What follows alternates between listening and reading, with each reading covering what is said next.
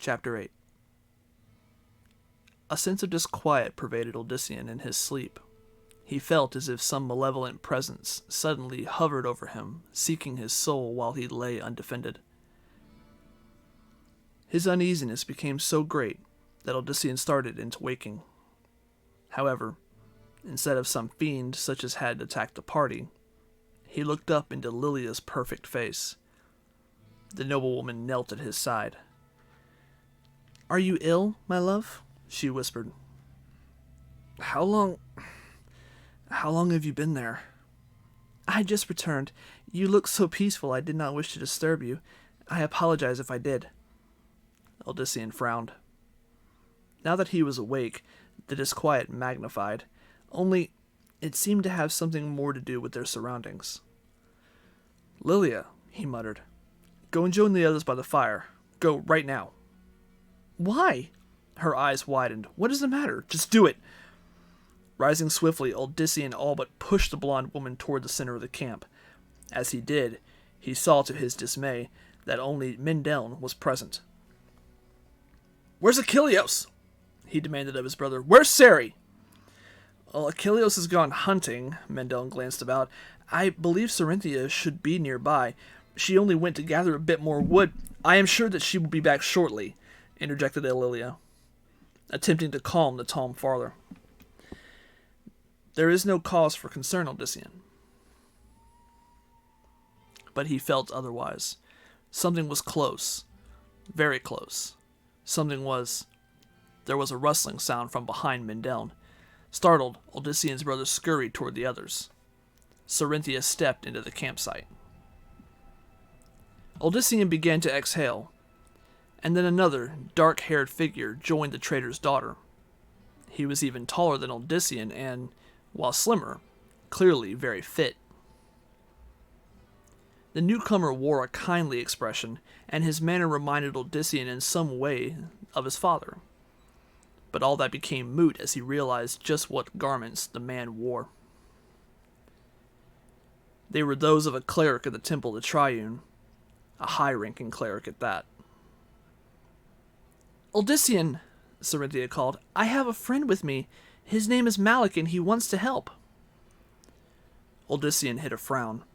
She, of all people, should have known how he would react to a cleric's presence, especially after the chaos in Sarum.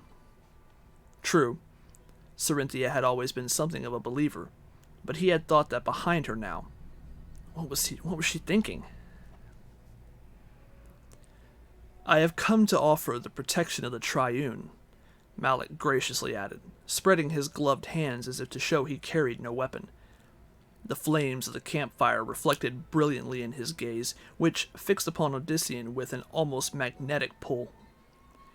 "This child has told me of the terrible injustice perpetrated on you in the name of the Cathedral of Light.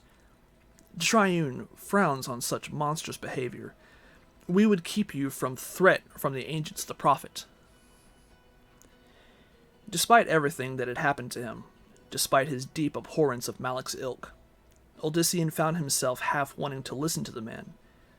There was just something understanding about the cleric. He seemed to feel the pain still buried deep in the farmer's gut. Odyssean opened his mouth to welcome the man to their camp. But at that moment, the fire erupted, briefly bursting to a height greater than that of the cleric. Malik instinctively pulled back from the wild flames, and as he did, he also tore his gaze from Odyssean. The farmer felt as if a blanket had been torn from over his head. It was as if he had nearly been blind and could not see again. And only then did he understand that Malik had briefly mesmerized him. "Sari!" Odyssean roared, his rage immediately swelling. "Come to me! Hurry!" There was a hesitation, as if at first she either did not hear him, or for some reason could not obey. Then, with a violent shiver, the dark-tressed woman cried out and fled from Malik's side. The cleric took a belated grab at her, then glared at Odyssean. And no sooner had Cerynthia escaped than the camp filled with hooded and armored figures either on horseback or on foot. Odyssean had seen their like before. seen them and been repulsed by them as he had by the cathedral's inquisitors. Peace warders, they might call themselves, but the warriors of the Triune were no better than the cutthroats commanded by the unlamented Brother Machilius. All they sought was control of the minds and souls of the people. Those who did not kneel to them, those like Odyssean, they found ways to condemn. In the blink of an eye, the farmer relived the calamity in Sarum. He saw the hatred and heard once more the lies. "No!" he growled at the oncoming figures. "Not again!" The air rippled. As if struck by an invisible hand, the peace warders went flying back in every direction. Two crashed against the nearby trees, striking so hard that they wrapped around the trunks like vines. Another warrior flew up several yards above the ground, disappearing in the foliage. The rest lay scattered and stunned around the outskirts of the campsite. "Impressive," declared Malik in the same fatherly voice. Unlike his minions, he stood untouched by whatever force had acted. What you could be taught with just a little conditioning. What you could be taught. His eyes narrowed, once more the flames reflecting strong in them. A heavy weight all but crushed Odyssean to his hands and knees. He felt as if it would soon bury him in the hard soil. Every muscle strained, every vein pounded. His head seemed ready to explode. The farmer turned his gaze aside, but still could not break free of whatever spell the cleric cast. He saw that Mindel and Cerynthia suffered worse than him, for they were already flattened against the earth. Of Lilia, Odysseus could see nothing, but the thought of her also fighting to live gave him at least the impetus to push himself up on one knee. "A very strong will," the robed figure remarked. "The master will savor breaking it further." The force pushing at Odyssean amplified. This time, his face smashed into the ground. A sharp pain exploded from the bridge of his nose, and he had no doubt that it was broken, for blood already began dripping from the nostrils. "Bind him!" the cleric commanded. There was the scuffling of boots, Malik's servants rushing to obey. "We have no need of the others." No need of the others. With a pain-racked shout, Odyssean forced himself up into a crouch. His head pounded and his heart strained, but a sense of triumph filled him. He found himself standing before two very startled peace warders. Before the pair could recover, the son of Diomedes reached out and seized both men by the throat. His fingers barely wrapped across, yet the cracking of bone was very audible. The peace warders twitched, then collapsed at his feet, their necks broken by something other than mere strength. Despite Odyssean's resurgence, Malik appeared only mildly impressed. He glanced at the fire that had broken his mesmerism, then looked again at Odyssean. "This could have been handled with so much more pleasantry, my child. There is a place for you in the temple. The Primus has sensed your power and would welcome you as a son." "I want nothing to do with either you or him!" "A short-sighted choice, my child. The future of this land, of all lands, is the temple of the Triune. Those who do not see the light shall forever fall into darkness." But darkness was all that Odyssean saw when he looked at the high priest. There was that surrounding Malik by the manor could be harried farmer linked to any noble light. In fact, Malik radiated a presence that repelled Odyssean as nothing else had, and he felt certain that it was the high priest's nearness that had earlier forced him into waking. The peace warders had quickly regrouped and now surrounded the area. Cerynthia stood near Mindel, who seemed lost in thought. Odyssean finally located Lilia near his left. She appeared as calm as Malik, but her calm evidently came from confidence in her lover. The noblewoman's face was filled with utter trust in Odyssean's ability to save them. Strengthened by that, he looked from her to his brother and the trader's daughter before finally facing the cleric again. "I said I don't want anything to do with the temple. Now leave, or else!" "I truly regret the course you forced me to take, my child," Malik returned, glancing past his quarry. that the others must suffer more than they need to because of your recalcitrance is so sad. The eyes narrowed dangerously. So sad, and entirely your doing. The peace warders moved. At the same time, several pieces of burning wood leapt out of the fire. They fell to the ground just before Odyssean, where they immediately grew longer and thicker. Flames still surrounded them, but did not appear to burn them any longer. Now several times their original size, the gathered sticks took on a new shape, a shape that mocked that of a man. 2 lengthier branches for legs, 2 shorter ones for arms, and the knob of a broken piece acted as the head. It stood as tall as the farmer, a stick figure from Nightmare. The knob turned toward Malik. "Take him," the cleric ordered. The fiery golem lunged at Odyssean, its searing arms wrapping around his own in a hold worthy of a hangman's noose. The heat was unbearable. The flames all but blinded him. He shut his eyes, but the light of the fire seemed to cut through the lids. Odyssean gasped for air, but all he received for his efforts was a searing sensation throughout his lungs. Yet, for all the agony, it should have been far worse. Odyssean should have been burned to death by now, his flesh melted away, and his bones blackened. But Malik did not want him dead, Odyssean slowly recalled. Malik wanted him pliable, a willing convert to bring before his master, the Primus.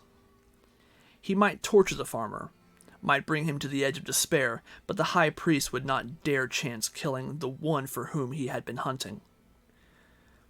That knowledge turned the struggle for Odyssean, doing his utmost to push the pain from his mind. He let out a defiant roar, and tore himself free of the golem's grip. There was a sudden, intense chill, followed by a great clatter. Odyssean shook. As his eyesight cleared, it was to see a pile of smoldering sticks in front of him, all that remained of Malik's creation. That was not all, though. As Odyssean looked at his scorched arms, the burnt art started healing. The skin quickly turned from a horrific black and crimson to a fresh pink unmarred by even a freckle. Even his garments no longer showed any sign of smoke, much less fire. Odyssean's pleasure at overcoming the high priest's latest trick faded as his fear for Lilia and the others once again overtook him. Unprotected, they could hardly have stood over against the trained and bloodthirsty peace warders. But all 3 were untouched. Warriors of the Triune did indeed surround them, but that was as much as the villains could manage. All else ended in futility. Odyssean saw one blade come at his brother, only to bounce away several inches from his target. A peace warder sought to seize Achilleos, only to nearly break his hand against the very air near the hunter's neck. The same was the case for Cerinthia, whose gaze at the moment caught his own. She understood, even if her attackers did not. Eyes round, Cyrus's daughter nodded in acknowledgement to Odyssean's power. And as for Lilia, the noblewoman stood just behind him, also under a furious but futile onslaught of weapons by the zealous servants of the temple. She stood in their midst, her expression one of calm, of expectation, and as with Cerinthia, Lilia looked at Odyssean with the understanding that he would keep her from harm. It was enough to make him smile despite the circumstances, and that smile remained in place as he focused his attention on the cause of their troubles. For the first time, Malik no longer smiled, or even acted disinterested. A frown cut across his face, and in his dark, dark eyes, Odyssean read a barely held fury. The high priest held in his gloved hands a small, jeweled box, whose lid was turned so as to open toward his oafish adversary. "You bring this upon yourself. The master will have you alive, if only it is your barely beating heart I present to him, my child." He opened the box. Odyssean instinctively flinched, only to see that the box merely contained 3 glittering gems. Despite the flickering light of the campfire and the distance between the 2 men, Odyssean was somehow able to identify them individually as a blue, oval stone, a gold, rectangular one, and, largest of all, a teardrop-shaped white diamond. The manner in which the gems were situated also indicated that there should have been a 4th, but that slot was empty. "Do you think to bribe me into becoming a convert?" he finally asked, curious. In answer, Malik ran a finger over each stone. "No, I think to make you beg me to let you." Without warning, the peace warders abandoned their efforts, fleeing in the direction of the cleric. Malik paid them no mind, more interested in the open area between Odyssean and him. An area now filling with noxious smoke unlinked to the campfire, or any other source that could be seen. Odyssean had faced mesmerism, crushing force, and animated flame. He was not afraid of smoke. Taking a deep breath, he stepped forward. Once he was through the smoke, it would be a short distance to the cleric's throat. But from behind came an uncharacteristically shrill and worried cry from Lilia. "No, Odyssean, not like that! Beware the lurkers!" No sooner had she called out that a macabre shape formed just before the farmer. Odyssean caught glimpses of razor-like appendages above what passed for 3 arms and a bulbous head that looked too heavy to be supported by any natural body. 4 glistening orbs burned a sinister ivory. The thing took a step toward Odyssean. And then, in the blink of an eye, a silver aura shone around the monstrous form. The creature raised its various appendages high and gave out a low, gasping sound, then simply faded away. But even as Odyssean was somehow relieved of that horrific adversary, 2 more shapes coalesced in the smoke, in their own ways more grotesque than the ones that had just vanished. One was a thing whose body looked to have been freshly flayed, a body consisting of 2 legs ending in clawed hands and a sinewy, spiked tail attached to a tube-like body. There was no head, just a gaping hole atop, out of which nightmarish, toothy projections snatched at the air just before Odyssean. Its hellish companion was a skeletal figure with the face of a hungry bird of prey. 2 leathery, vestigial wings thrust upon its shoulders. Its arms ended not in hands nor claws, but in multiple suckers, and its legs were bent backward like those of a grasshopper. From somewhere farther back, somewhere beyond the smoke, Malik uttered a single word. "Lucian." The avian leapt forward with a swiftness unbelievable. 1 second it stood before Odyssean, and the next it was upon him. Even as he fell under the force of its jump, he heard a deep, grinding sound from the direction of the second beast. The suckered appendages sought for the human's chest and throat, and it was all Odyssean could do to prevent them from reaching their targets. With his hands, he held the creature's horrific limbs by the wrists, shoving the upper part of the beast up as high as he could. Above the sounds of the struggle, Malik almost nonchalantly commented, "They will keep enough of you left alive, my child, for the Primus to work with. Just enough." Odyssean tried to dismiss them the way he had the fire golem, but these were creatures more like the hunter in the forest. No, they were even more than that. Without understanding now, Odyssean was certain that the fiend he had previously destroyed had been far inferior to these vicious horrors. The long, sharp beak poised above Odyssean's head. He expected the creature to snap at him, or even try to spear him in the skull. But instead it opened wide and let out an ear-piercing shriek that rattled every bone in the farmer's body. A shriek without end, or even respite. It was all he could do just to keep from passing out under the intense onslaught. Ears pounding, Odyssean finally released one of the avian's arms, and went for the beak. However, as he did, the suckers dropped down across his chest. A ghastly, gnawing sensation arose wherever the creature's suckers touched, but Odyssean could not let that pain stop him any more than the previous. Straining, he seized the beak and, screaming himself, clamped it tightly shut. The avian shook its head, seeking release even as it continued to absorb what the human could only assume his life force. Still feeling lightheaded, Odyssean attempted to shove his adversary off. Only then, though, did he realize that something now had hold of his feet, something that began dragging him, and the avian in the process, toward where he last recalled the other demon to be. Not at all wanting to know what horror the second creature offered, Odyssean doubled his struggles, but could not free himself of his initial foe. The force that had so far protected him well now failed utterly, and he could only guess that it was because he was not used to wielding it for so long, in such a desperate manner. Given time, Odyssean had no doubt that he could have learned how to easily overcome either abomination, but that time was now not his. He did not fear death, for, again, he knew that Malik wanted him alive. But the high priest no longer cared what condition Odyssean was in otherwise. A ragged, bloody stump that still breathed apparently would suffice to please the mysterious and clearly not so compassionate Primus. The avian's vampiric suckers began to have a debilitating effect.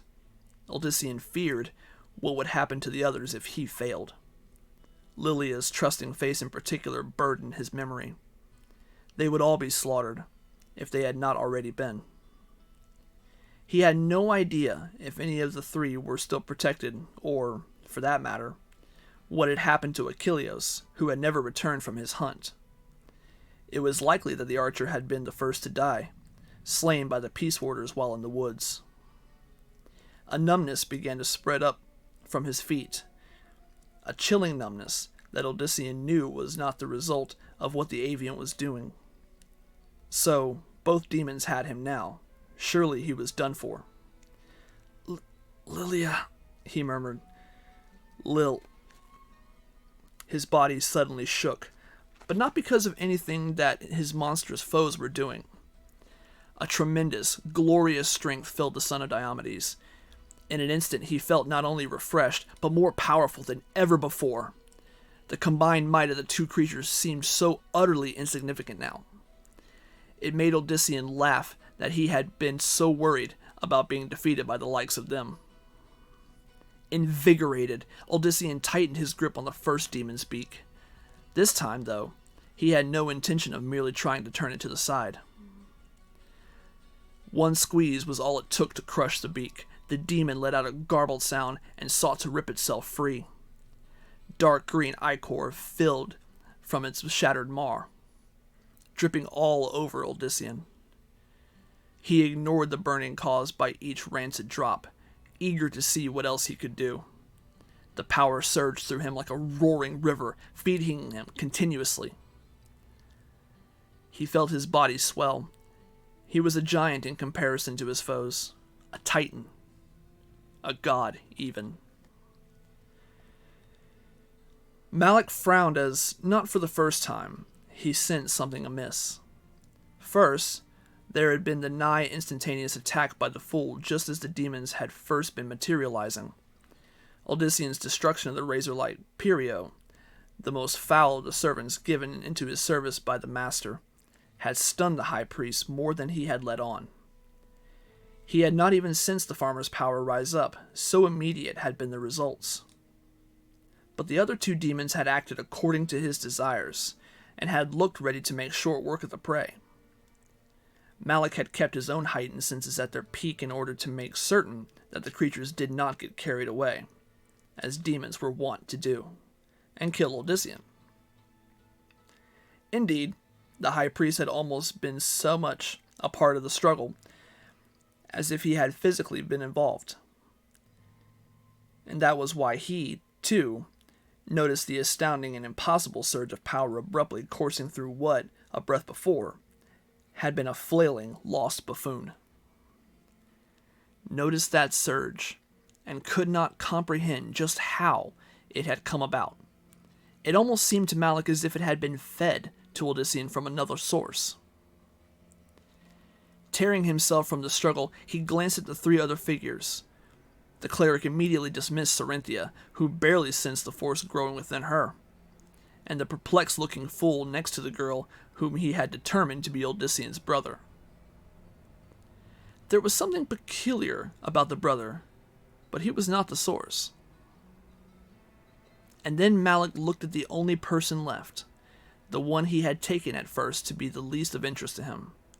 He looked at her very close, seeing her as only one of his skill could. Seeing something that he could have never guessed that he would see. "Great Lucian," he blurted, for once unable to maintain the appearance of complete confidence and disdain. One hand came up to the point, and the words of a spell formed on his lips. A sharp pain struck him in the back next to the left shoulder. Well versed in the human body and the various points of lingering or instant death, Malik's mind routinely calculated that if what had hit him, an arrow, he surmised, had gone an inch more to the center, then even his power might not have been enough to save him. As it was, he immediately set about using his gifts of his master to keep himself from not only bleeding to death, but passing out as well. Unfortunately, that meant he could no longer maintain control over the battle, or deal with the other shocking discovery. Malik teetered back, trying to maintain focus. As he turned, though, it was to witness Brother Rondo instead falling, the peace warder slain by a bolt through the throat. The cleric caught a glimpse of a lithe figure darting along the edge of the campsite. A mere archer of all things. It insulted Malik to think that he had come so close to perishing because of someone without any skills in the art whatsoever. Then, from where Odyssean struggled, there came an odd and unsettling sound. Malik at first thought that perhaps one of his creatures, now rid of his control, had torn the farmer asunder. Instead, though, Odyssean once more stood free. Worse, in his left hand he held the limp form of the beaked demon, and who now had no beak whatsoever. As the cleric watched, Odyssean tossed aside the dead monster, and used both hands to seize the third demon by its thick, sticky tongue. That tongue Malik had last seen wrapped around the fool's legs, there to inflict such cold as would have frozen most mortals solid in a heartbeat. Yet, not only had Odyssean survived that cold, but now he had dragged the last of Malik's infernal minions to him. The grinding teeth of the demon clamped down upon the farmer's wrists, and for a moment, the high priest thought that Odyssean had made a fatal error. Instead, the savage teeth shattered like brittle glass against the human's bare flesh. Gritting his own teeth, Odyssean pulled one hand free, then grabbed the gore-soaked pieces of beak from the first demon, wielding the long, pointed fragments as he might a dagger. Odyssean plunged them into the fleshy area just above his foe's monstrous maw. The demon squealed, then dropped into an ungainly heap. Thick, black fluid coursed down over its body from the great wound. As that happened, the arrow in Malik's back, forced by his will, popped free. The cleric felt the last of his wounds seal shut.